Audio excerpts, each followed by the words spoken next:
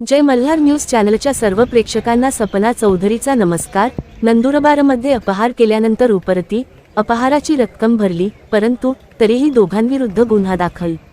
नंदुरबार जिल्हा परिषदेच्या महिला बाल कल्याण विभागा अंगणवाडीतील लहान मुलांच्या नावावर पूरक पोषण आहार योजनेअंतर्गत खोटे देयक सादर करून 12 लाखांचा अपहार प्रकरणी जिल्हा परिषदेच्या 2 कर्मचाऱ्यांना निलंबित करण्यात आले होते। आता याच कर्मचाऱ्यांविरुद्ध नंदुरबार शहर पोलीस ठाण्यात गुन्हे दाखल करण्यात आला आहे। कुपोषणाचे राज्यात सर्वाधिक बालमृत्यूचे प्रमाण नंदुरबार जिल्ह्यात आहे। जिल्ह्यात अंगणवाडीतील बालकांच्या नावाने खोटे देयक सादर करून 2 कर्मचाऱ्यांनी पूरक पोषण आहार योजनेत 12 लाखांचा अपहार केल्याची बाब जानेवारी महिन्यात उघड झाली होती।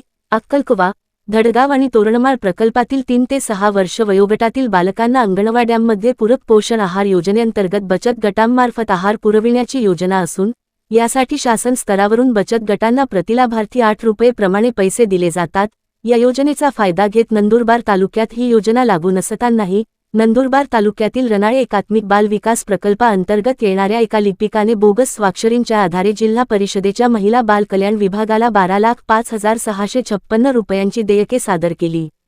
जून 2025 ते ऑक्टोबर 2025 या कालावधीतील कामांची देयके दाखवून त्यांची रक्कम महिला व बाल कल्याण विभागामार्फत रनाळे एकात्मिक बाल विकास प्रकल्पाला शासकीय प्रणालीद्वारे जमा करण्यात आली।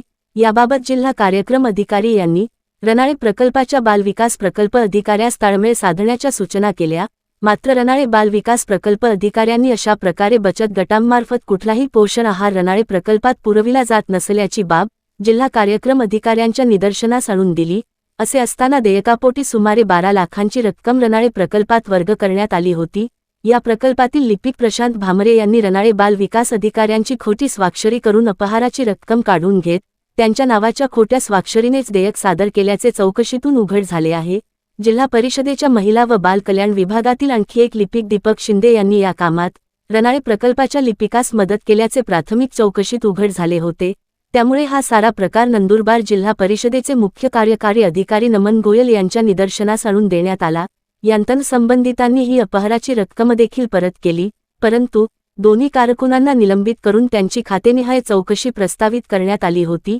या चौकशीच्या आधारे जिल्हा परिषदेचे मुख्य कार्यकारी अधिकारी यांनी महिला बाल कल्याण विभागाचे जिल्हा कार्यक्रम अधिकारी यांना प्राधिकृत करत या प्रकरणी नंदुरबार शहर पोलीस ठाण्यात दोन्ही कर्मचाऱ्यांविरुद्ध गुन्हे दाखल करण्याचे निर्देश दिले होते। त्यानुसार गुन्हा दाखल झाला आहे। नंदुरबार शहर पोलीस ठाण्यात दाखल करण्यात आलेल्या फिर्यादीनुसार नंदुरबार जिल्हा परिषदेत 54,51,000 शासकीय निधीच्या अपहार प्रकरणाने खळबळ उडाली आहे।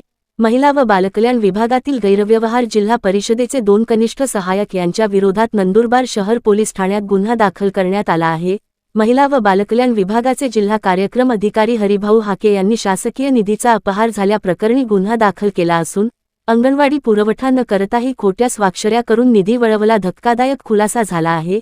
नंदुरबार जिल्हा परिषदेच्या महिला व बालकल्याण विभागात कोट्यवधींच्या शासकीय निधी अपहार प्रकरणामुळे मोठी खळबळ उडाली आहे।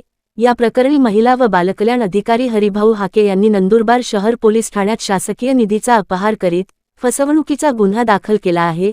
नंदुरबार जिल्हा परिषदेत कार्यरत असलेले प्रशांत भामरे आणि दीपक शिंदे या कनिष्ठ सहाय्यकांनी 2022 ते डिसेंबर 2025 मध्ये पदाचा गैरवापर करत बनावट मागणीपत्रे लेखाशीर्ष महा 480 अंतर्गत महिला बचत गटाचे पूरक पोषण आहाराचे बनवत मागणीपत्र बालविकास प्रकल्प अधिकारी यांना कोणतीही पूर्वसूचना न देता कार्यालयीन नसती ना करत खोट्या स्वाक्षऱ्या आणि फसव्या कागदपत्रांच्या आधारे तब्बल 54,51,000 पेक्षा लाखांहून अधिक रक्कम अपहार केल्याचा आरोप आहे। अंगणवाडी केंद्रांना प्रत्यक्षात पुरवठा न करता निधी वळवण्यात आल्याचेही समोर आले आहे।